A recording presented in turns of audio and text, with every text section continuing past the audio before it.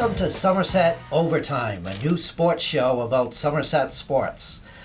Today we are going to be talking about a game that has a lot of history, a lot of traditions, a long rivalry, and we're going to be talking to Somerset-Berkley Regional High School head football coach Nick Freitas about the Thanksgiving football game that we're all looking forward to. So, welcome. Thank you for having me, George.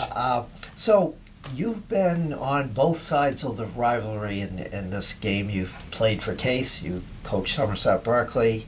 Tell me what this game means to both schools. It was certainly. I can remember the first year of being on the opposite sideline at Case High School. We were coaching freshmen and here at Somerset, and it was a real surreal experience to me because I think I started when I was 23, and so that was something that kind of was different at first, but over the years, I mean, it's kind of like the final game. There's a lot of emotions. These kids all know each other. They get to have those rights after to kind of we won, or so I think it's really important, and I think it's a lot of fun, and it's a tradition that's pretty long as far as the state, one of the longer ones I believe, and so we're just excited to do it every year. So several decades, right? Yeah, I have to look. So why don't we start with what was it like being out there as a player when you're on the field, especially for the seniors that are going to be on the field this year? Yeah, it always reminds me of a Boston Herald article that I read years ago, and I always reprint it out. Just talking about how it's the last time. A lot of time these kids are ever going to put equipment on, put their pads on. I mean, football is not like other sports where you can go play in a men's basketball league or have some pickup soccer games on the weekends. It's final. So unless those few kids who will go on to play college, if you're a senior, this is kind of the end. So it's pretty emotional in that regard. That's probably the Jerry Callahan. It is.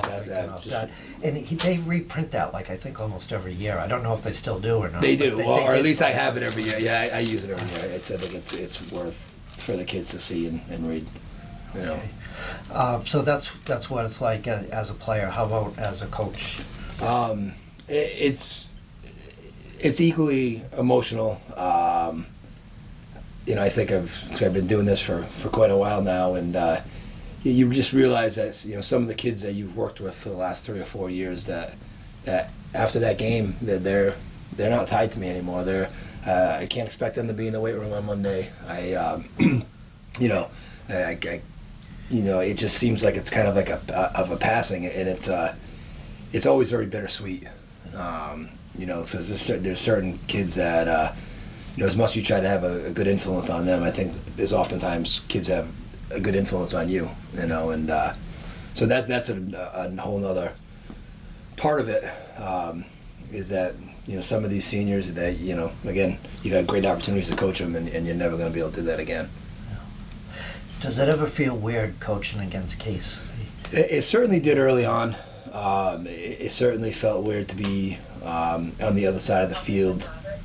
I do also remember coaching Varsity against my former head coach Dave Gibo in the Case Somerset game. They beat us, and it was something I'd never forget. And it was definitely different. But over the course of the years, that's kind of gone away a little bit, and it's just a kind of another game. And it's nice because I still get to talk to quite a few people from Swansea, and you kind of get razzed by them a little bit, and which is fine. It's good, But so it's still nice to kind of be on both sides of it, And you have Coach Gibo on your staff now. Yes, yeah, we have Coach Gibo on our staff. He's coaching freshman football. They've had an undefeated season. Actually, it's his second year coaching on the staff as a full-time coach, and he did it 7-8 years ago. He also took the freshman team undefeated as well. So yeah, he does a great job, and happy to have him. This year's game, what is going to be the keys for you guys to win? And It always on comes down to I think making less mistakes. The team that makes less mistakes or can capitalize on the other team. I think that usually is the difference. People are fired up. People are excited. You got older siblings coming back from college. You have aunts and uncles. All kind of coming out of the woodwork, and so the emotions are high. So I think it's always a thing that if you can limit your mistakes, I think that team's going to have the better chance of being victorious. Why don't we talk about some of your players, particularly the seniors, because it's their last game, and you have a running back he's 2 yards away from making 1,000 for the season, which is the milestone. So trying to get in that 1,000-yard club, which is again a tradition that I learned at Case. So David Sullivan, he's a senior. He said he's about 2 yards away from 1,000. Great kid, and kind of came off of football late, pretty fast. He certainly worked on his game of running in the past 2 years, where last year, we could situationally use him just for, we're going to run some type of perimeter play. But this year he's become much more dynamic. He runs in between the tackles, and he's a tough kid. He's not very big, but he runs hard and he runs fast. He's a good hockey player for the high school. Very good, very skilled player. Both his parents went to Case. Are a few years older than me, but I used to follow his dad playing, football and hockey and stuff like that. So just an athletic family, So there's lots of personal connections to this rivalry, isn't there? Yeah, this year especially, it seems like, yeah. How about some of the other seniors who are going to be playing? So we have about 20 seniors, which is a big group. Many of them have been working out with me pretty much since their freshman or sophomore year. One kid that comes to mind is a kid named Matt Baldwin. He's a senior captain, number 44, plays fullback and linebacker, and he's, coaches say this, I hear it every year, this is the hardest working kid I've coached. Matt Baldwin is the hardest working kid I've coached. And I've done that. I've been coaching for quite a while, through the levels, and since his freshman year, he was always a kid that he would do the workout, do more, kind of act and say, hey, we got to wrap it up, we got to go. So certainly just a hard-working kid with a great attitude, fun to be around, and he certainly elevates our game. He's definitely like the leader that the kids look to, So definitely happy to have him. Okay. Also a family from Swansea too. So. How about some of the linemen that never get much attention? Yeah, it's this year, we have, we run predominantly a 2 tight end set. So we have senior captain number 1 Ian Sullivan, who's done a great job at tight end and especially at defensive end for us this year. Again, another hardworking kid, a kid that's fun to be around. He likes to go to practice. He likes to have fun.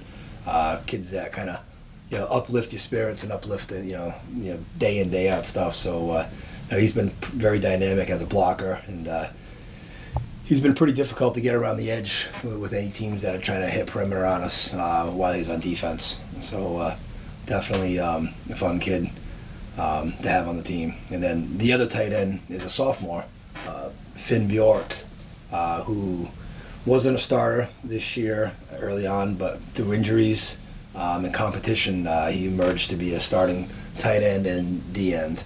Last game, he made a few plays. Yeah, he's been coming on as of late. Against Fairhaven, he had a big, they defended their option very well, forced him to fumble, picked up the fumble, and he had a couple good plays last week versus Oliver Ames, and good blocker. He had a good catch against Oliver Ames too, and so he the kids kind of look at him as like the mini Ian, because he's a sophomore, but he's not really, he's not any smaller than Ian. So, it's nice to see kids like that because you're going to have them in the program for a couple of years. So those are the 2 tight ends. The center is Jackson Aguiar, Berkley kid. Again, another kid. His rewards have been, as a result of the weight room, and he was a kid that as a sophomore had a hard time finishing sprints, and no problems this year. Again, kid who's in the weight room with me all the time. He was in the weight room with me this morning. So dedicated kid with a great attitude. So That's a big thing with you, is the weight room. it's where I can. It's the only. I feel like it's where you can kind of transform people. I mean, it really is. I think if you, if you're somebody who lacks confidence in yourself or lacks confidence, let's say, on the football field, you get in the weight room, put in that work for a few months, and you see results. I mean, once these kids start to see themselves getting stronger, or they see a picture of themselves and they physically look different, like that's awesome. Like they're so pumped up about that, they want to be in there all the time. So I think that's a big piece of coaching. And if I couldn't do the weight room, or if we didn't have a weight room, I don't know if I would do the sport. It's just because I think that's really where these games are won. There really isn't much choice anymore, is there? Because all the teams are doing it. Yeah, I think that's a great thing. I think that's, it's still slow to evolve in some schools, but I'm happy to see athletes, not just the football players. I'm in the weight room after school with the kids in the mornings a couple days a week, and it's not just football players. It's athletes. It's people who want to get bigger and stronger and be better at their sport, which I think weightlifting will help anybody in any situation to become better. Do you still have the 1,000 pound? We got the 1,000 pound club. Yeah, we had good numbers in that this year. We kind of we struggled with that the past couple of years, and but this year we probably have, I want to say 8 or 9 kids in it, which is pretty good. Again, not just varsity starters. I mean, some underclassmen who've been really hard workers who've gotten a lot stronger. Also earning that T-shirt too. So. And just to tell people what the 1,000 pound club. Oh yeah, is. 1,000. It's a combination of 3 exercises: bench, squat, and deadlift. And I will sub a power clean for a bench if the kids. That's the one deal I'll make, because I think that's a real important exercise that should be rewarded if kids are strong at it. So, Okay. So once they do that, they get to earn the T-shirt. They get to wear the 1,000 pound club T-shirt, and it's a shirt that I'm proud when I see kids are wearing it. They must aspire to it. And your quarterback, he's been starting for you for the last 2 years. Yeah. Owen Meehan, yeah. He's again, he'll be another kid that's going to be missed. I mean, great attitude. I can get on him a little bit, and he knows how to deal with me and respond to me, and he's going to be one of those kids I'm going to miss. Just a fun kid to be around. Yeah, his father was a selectman. His grandfather Yes, was a selectman in town, and I knew him very well. And he used to come to all the football games before his grandkids were even here. And I just know he would have loved to have seen the last couple of years. Yeah, because he was such a good guy as well. I remember he came to the Super Bowl in 2010. Like he was part of that motorcade. He would have done that. Yeah. Okay, so why don't we talk about some of the traditions of the Thanksgiving Day game? I mean, Okay. Are you still burning the shoe? Yeah, so it was, it's funny, somebody just asked me about that the other day, and kind of re-explain everything, but it was something we call the burn of the boot. I started doing it when I was in college, and it was kind of the symbol of the last practice, kind of the last time the kids are going to be together before a game, and once I started coaching freshman football here, the other freshman coach and he did the same thing. Can't recall if it was at his high school or if it was college, but so we started bringing that tradition back, just coaching freshmen, and I couldn't believe how many people kind of came out of the woodwork talking about, oh yeah, we used to do that in summer. I guess it was a Somerset tradition as well. Yeah. And so that was pretty cool. Once we made the move from freshman into varsity, we brought that tradition, and I think it's a real powerful one. I think it gives those kids some time to kind of sit around and reflect, and kind of can say whatever they want about the season, about the program, about things they like or don't like. It's really kind of any of the seniors get to speak, and even any of the underclassmen. So it's I think it's an emotional event, and I think it's it's galvanizing too. I think You it do helps. that the night before the game. Yes, yeah, we do that the night before. So burn that shoe and seniors take a final lap. Yeah, it's I can't believe it's gonna be I'm 8 days away, at this point. So, but it does go by quick. So, yeah, that's a tradition. I think again, I just hearing people in Somerset talking about that, hey, they used to do it. I thought that was like a real cool thing, and want to keep it going. So, so that's one. Okay. And then later that night, you go to the Somerset Grill for dinner with everyone. Yeah, more of a recent tradition in the past. I don't know, George, 8-9 years, maybe less than Something that. like that. Yeah. All I know is the cooks over there say that you haven't lost since they've been making dinner for the guys. So.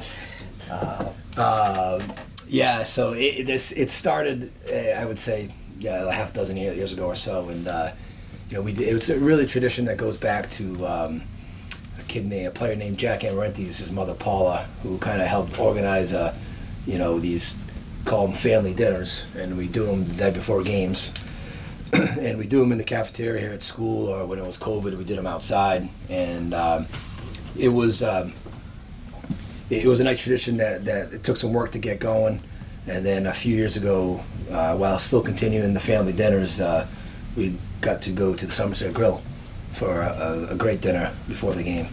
And I think the kids love that. They look forward to it. They have a blast while they're there, and again, it's still like a part of that. I think it's a lot of emotions, even at that moment, and the kids kind of all sitting down, eating their dinner together, for one last time. I think it's pretty, it's pretty powerful.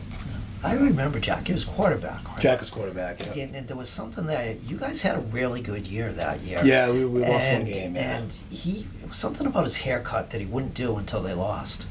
I think he got the same haircut every week. Yeah, his mom's a hairstylist. Yeah, and a bunch of the other guys did too. Yeah, I kind of forgot all about that. So that's funny that you say that. Next time I talk to him, I'll have to ask him about it. Yeah, but I feel like he got the same haircut every week, and yeah. Yeah, I did a story on that at some point. I can't remember, but okay.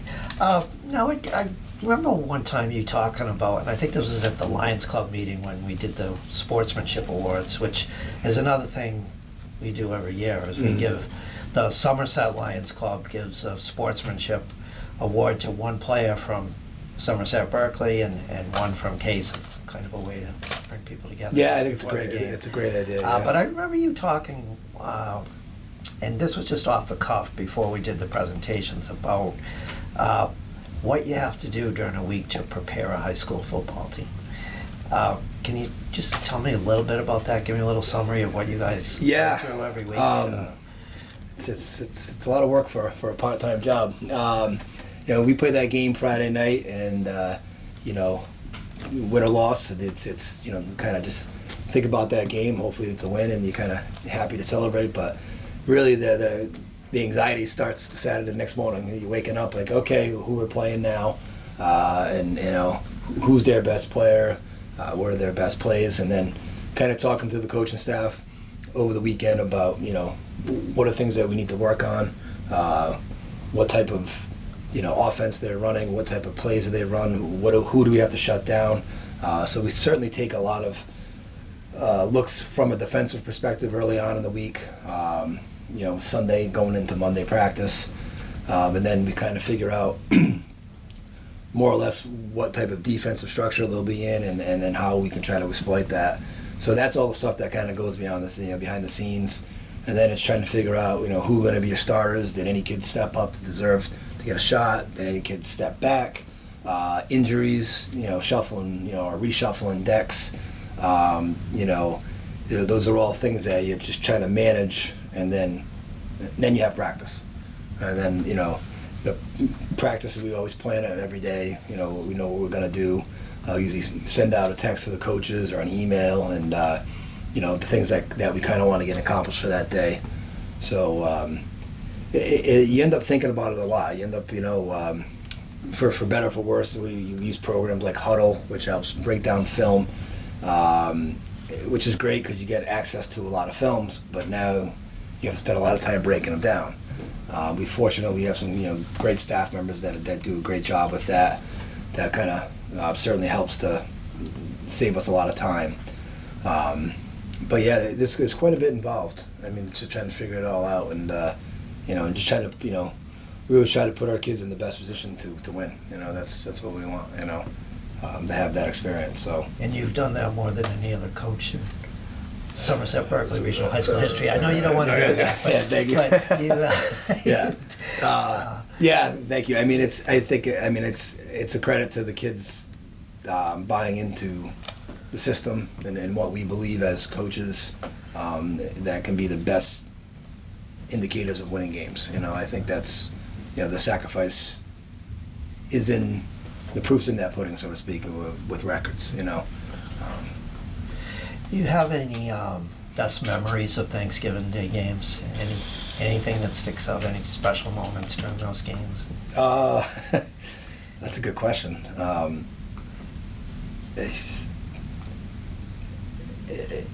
It feels like I remember more of the bad ones than I do the good ones. The mistakes that we made are a fumble near the end zone. But no, I've I certainly, Mike Gagliardi some years back had 6 touchdowns, something like that. It was a real cold day, and it was a controversial day because of the weather, and it felt good to go out there. We had our kids all, wearing blankets and, 5 sweatshirts and heat packs everywhere, and to keep the kids warm. But I mean, the weather ended up turning out to be, pretty nice. But I think, him having that game was something that, and I didn't even realize at the time that he had all the touchdowns. It was not until afterwards, I think, that you probably told me. And so that was a special moment. He was a special kid, great kid.